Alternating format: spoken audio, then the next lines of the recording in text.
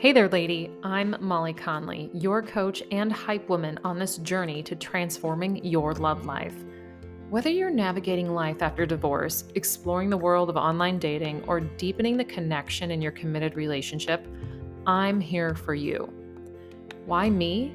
Because I walked this path myself. From filing for divorce just 3 years into marriage, to swimming in the online dating pool into my late 30s, and finally marrying the man of my spreadsheet dreams right before the world changed forever. I've seen it all. As a relationship coach, I empower women to create love lives filled with clarity, connection, and confidence. This podcast is all about building a strong foundation for a healthy relationship with yourself and your future partner. I believe the man of your spreadsheet dreams is worth the wait, and together we'll ensure that you are ready for him when he arrives. Join me each week as we dive into insightful discussions and hear from savvy guests. You'll gain the courage to break free from limiting beliefs, recognize and change patterns that are holding you back, and learn to prioritize the number one relationship in your life, the one you have with yourself.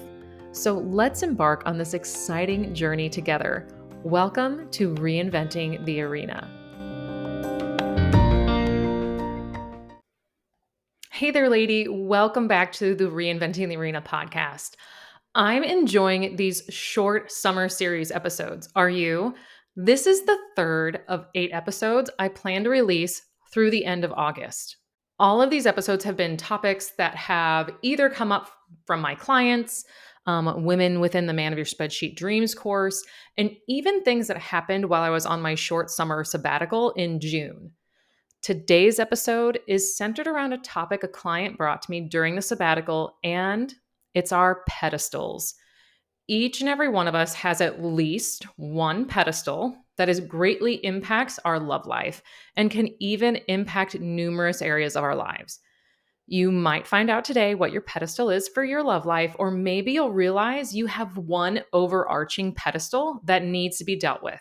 If you need to, grab your journal or a notebook so you can take notes, as I'll be giving you steps to evaluate your pedestal at the end of this episode. So let's start with the basics. What is a pedestal? Technically, a pedestal is something that supports, a statue, and that's way it could be idealized or even just admired. And then when we think about it in our everyday lives and in love, it's when we place a person or a potential partner on a pedestal. That's when we're looking at them as if they could do no wrong, no harm, and almost as if these people have no faults whatsoever.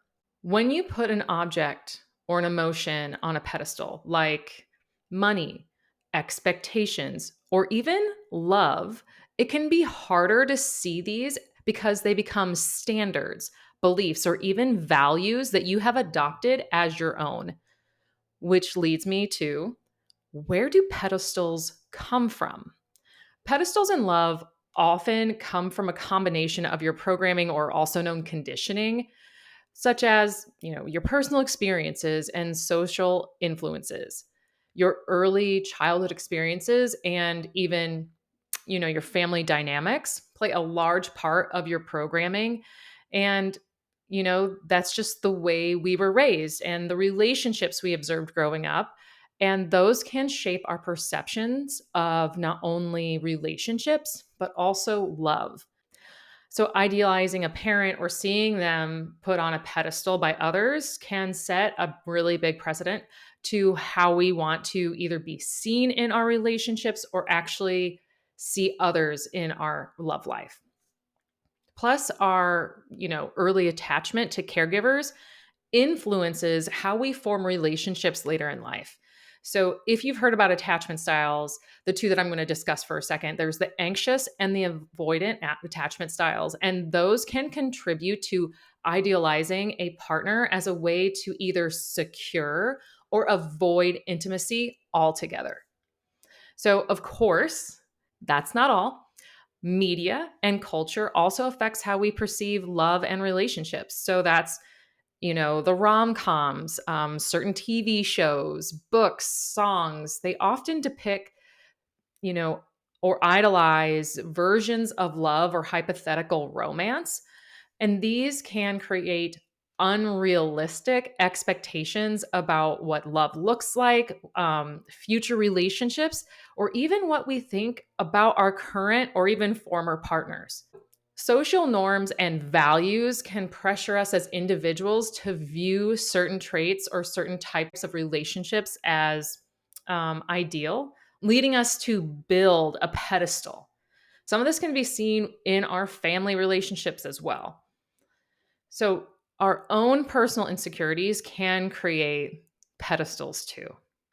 Individuals with maybe low self esteem or low self worth can idolize partners as a way to feel better about themselves or to feel worthy of love. Or maybe it's even the fear of being alone or abandoned can actually lead a person to place their partner on a pedestal in order to prevent losing them. One area I don't feel, or I actually don't see mentioned enough when I look into programming, is the psychological factors of projection and biases. So, projecting one's own desires and unmet needs onto a partner can lead us to idealizing them and seeing them as the fulfillment of those needs.